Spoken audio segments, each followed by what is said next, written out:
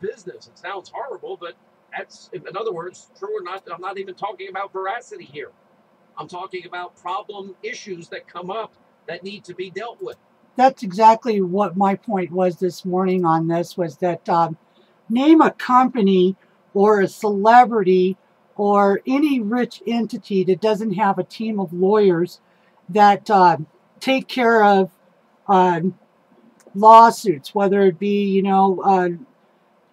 like this with Stormy Daniels deal that Cohen paid her off and Trump reimbursed her. Trump has over, 500 businesses. And for him to sit down and go through each one, micromanaging every little lawsuit that comes across on one of his businesses or organizations, it would be all day long. I mean, anytime there's a rich man or a rich business, there's always someone out there willing to sue them for one reason or another. And so to me, it's all very possible that Trump didn't know anything about it. I'm sure these lawyers, especially Cohen, since he was a trusted attorney of Trump's for decades, settled a lot of things that Trump didn't know about till later because they were frivolous or stupid or, just not worth the time to go and litigate it. So I don't think Giuliani lied, and I don't think the president lied. I think Cohen took it upon himself. He probably has done it many, many times before. Went ahead and settled some silly little lawsuit, gave the bitch $130K to go away. And as far as them suing her for, or her suing Trump for defamation of character, you can look on Twitter and find this woman in sexual acts with random men for money. So her to claim a defamation of character is almost laughable in itself. I mean, if she's had as many dicks stuck in her as a porcupine has quills, she has a revolving door on that little twat of hers anyway, for cash. And secondly, I don't think Trump had an affair with her.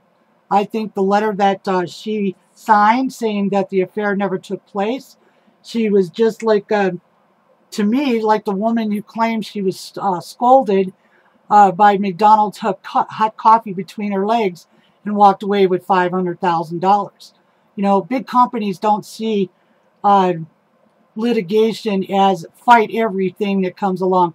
Most of the time, it's just pay it off and make it go away because it's simpler.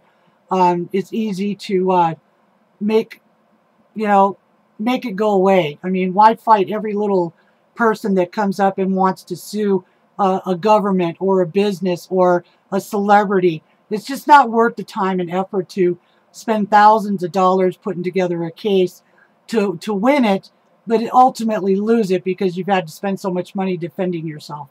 So, I've seen it done. Non-disclosures is done every day in the business world. It's just part of the business. And secondly, I have to be honest about this. And I know this is going to be crude because this is an adult content here. And so if your kids are watching this, make them leave the room. Trump is very meticulous and he's very clean. And you notice it in his wife, in his children, in his former wife, in his home, in his car, in his Oval Office. He is meticulously clean. So for him to have sex, and Stormy said this, that they didn't use a condom. Now, I caught that because in the day and age that this would have went down, AIDS was running rapid in America. And I don't see President Trump, I'm just going to say it, sticking his dick in a porno queen who's had more dicks in her than a porcupine has quills.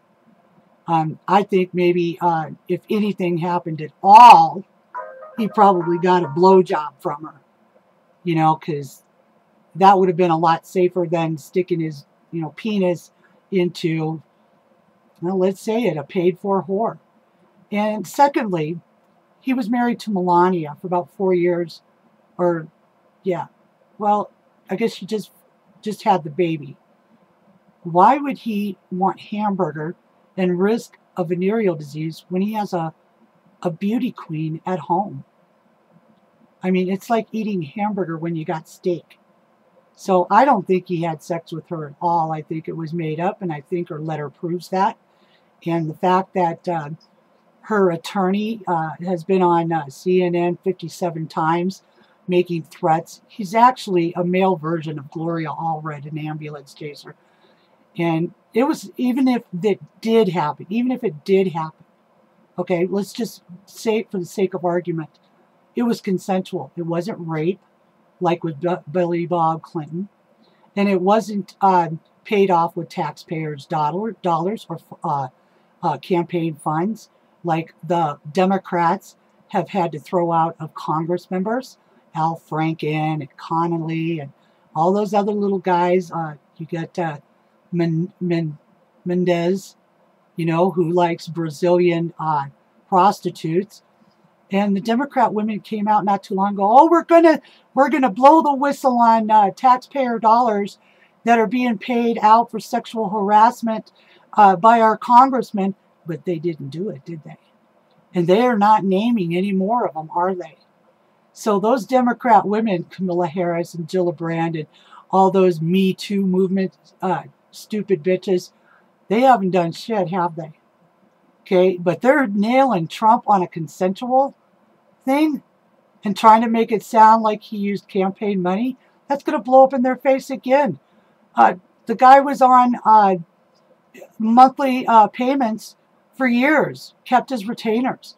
So I'm sure he had the ability to make decisions without having to contact Trump every 5 minutes. And this is going to blow up in their faces. And the media today at the White House was just, oh, they were all over this like steak on ship. But I didn't hear one of them run a story about the congressmen that have been paying off whistleblowers for years in the Democrat Party with your tax dollars.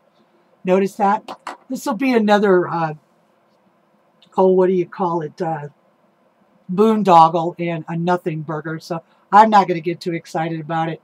And secondly, today was another big revelation for me. If you notice,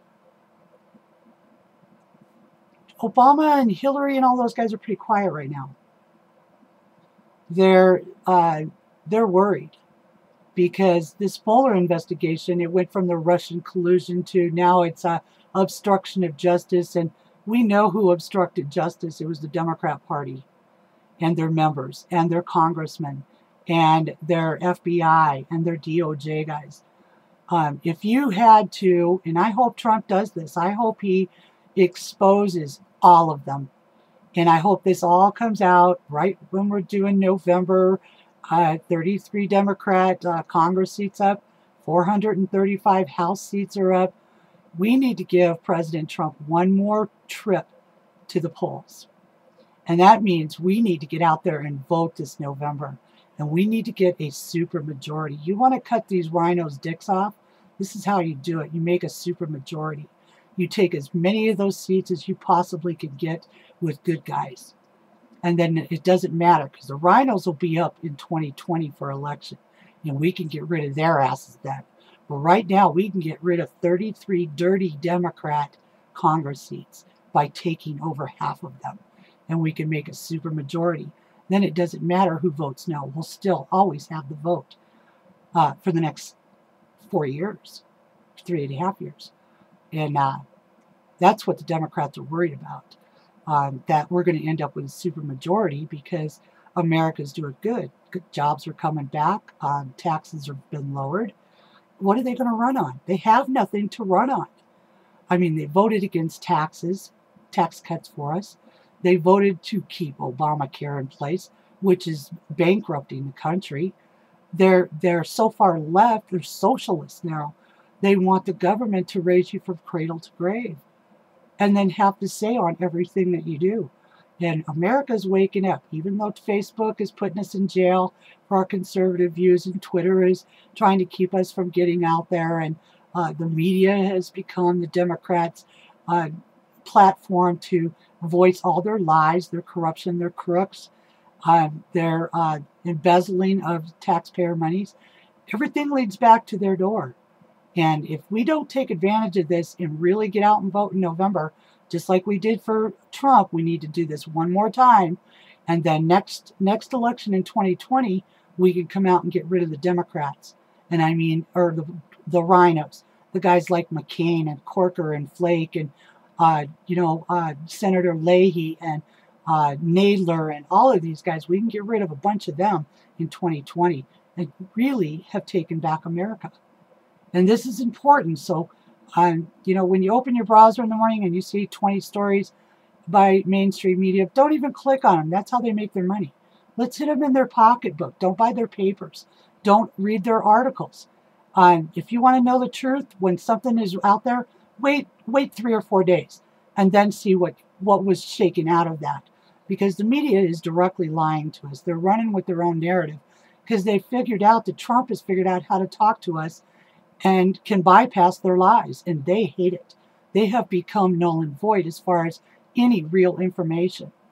So anyway, that was my little take on this. The ambulance chaser, Stormy Daniels, her credibility is shit. She's a porno queen. She's a paid-for pole dancer.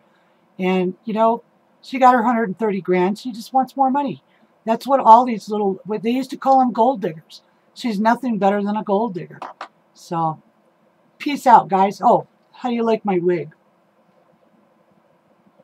Susie McMurray here in Casper, and one of her girls, they're called the Angels, and they picked out a redhead for me. Well, actually, my husband wanted a redhead, so I went ahead and went with the redhead. It's pretty close to what my hair was laying like before I had chemo. But anyway, take that to heart, guys. They got another nothing burger, and they're going to run it. Just don't bother clicking on it because it's full of bullshit.